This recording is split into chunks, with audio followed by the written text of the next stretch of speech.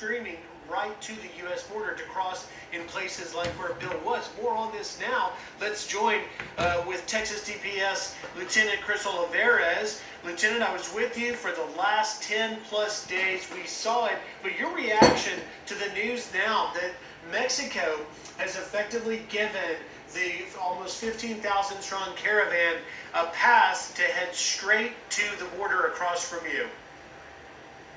Good afternoon, Griff. So that just goes to show you right there that there's no accountability, or they're not even fulfilling their agreement to stop these caravans from making it to the U.S. border. But what we do know for a fact, Griff, when we see these caravans, we know they're going to break off and branch off into smaller groups, and that's when the smuggling organizations take over. And for the most part, we'll probably see most of these individuals try to make it to the path of least resistance. Some of these sectors, which is Eagle Pass and Del Rio, where we're going to see the majority of these immigrants try to make their way across, into that sector. But again, we're out here this morning again. It's been nonstop. You were out here with us this past week, and you saw all the activity in the Rio Grande Valley sector, the single adults, the runners, the ones that we're always constantly talking about, and how it's just overwhelming for Border Patrol and how it's essential to have DPS and National Guard out there with them to provide that support.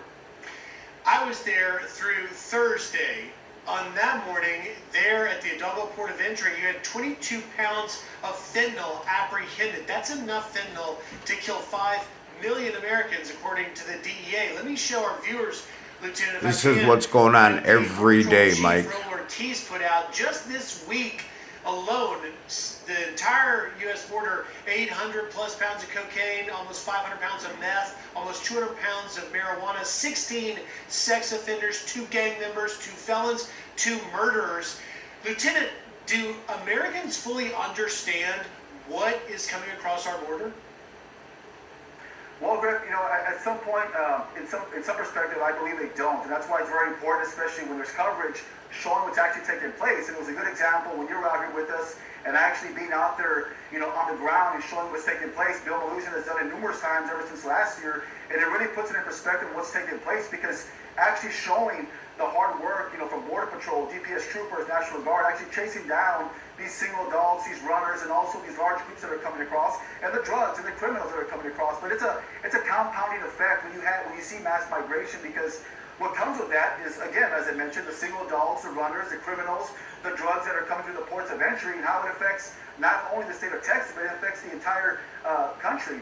So again, it's just going back to showing how essential it is and providing that perspective to the American people of what's really taking place along the southern border. Lieutenant, this past week we saw Vice President Harris travel out to the League of Nations, out to California, and pledge nearly $2 billion for the root causes in that northern triangle, Central American countries of Honduras, El Salvador, and Guatemala. But is it your view that maybe some more of those resources need to be where you are at ground zero in the border to address the unprecedented crisis? Well, Griff, allocating all these, billions of dollars, to these northern, triangle countries where 90% of the immigrants that are coming across our border are from those northern triangle countries, to include Mexico. So it has not done anything to slow down what we're seeing now as far as mass migration and the single adults and the criminals and the drugs that are coming across. So they need to divert those resources, those funds, to the southern border where they're needed. But it's more than just money. It's more than just funding. They need to enact those policies that were effective, prior to 2021.